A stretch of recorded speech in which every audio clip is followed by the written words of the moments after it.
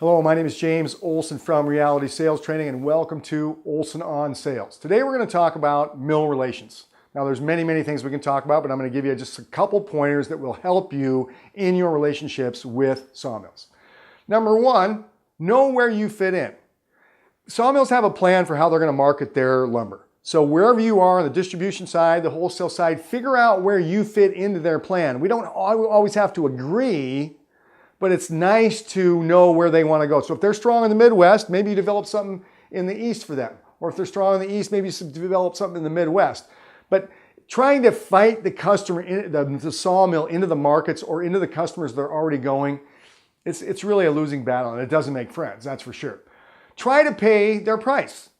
I know this seems really weird. People always want to talk about, I counted the mill of this, I counted the mill of that. I think it's bad strategy. If we want to be partners with the mill, we counter them when we have to counter them, but don't counter them every time. If you've got money in it and it's a good price, pay their price. I always told sawmills when I was wholesaling, on the XY axis of volume and price, I want to be your best customer.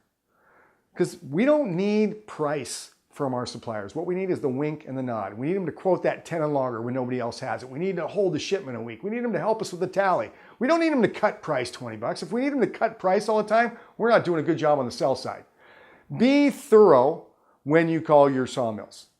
A lot of brokers, I don't know what happened on the distribution side also, they call them all day long with inquiry. Be thorough, find out what they're cutting. You know what inquiry you're going to get from your floor or from the guys and gals that you're working with.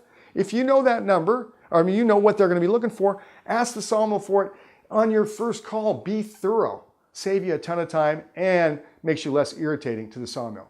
Never, ever short one mill stock. You want to make a market, people call it shorting the market, I call it making a market. You want to make a market, pick a number, do not short one mill stock. I've seen it done. It will cost you the mill and it will probably cost you the customer. Now, the lumber industry is very small and our reputations are very valuable. So do not short one mill stock unless you want to really upset them and basically create an enemy for life. Always have a number. This is another thing. I tell brokers and people that talk to sawmills, have a number that you will pay. It may not be their number, but you don't want to be a weak shopper. You want to be a customer to the sawmill. So when you call, if you're buying studs, have a number that you will pay. Another thing that I like to do is touch base with my top 3 or 4 suppliers on Friday afternoon, just to see how they're doing.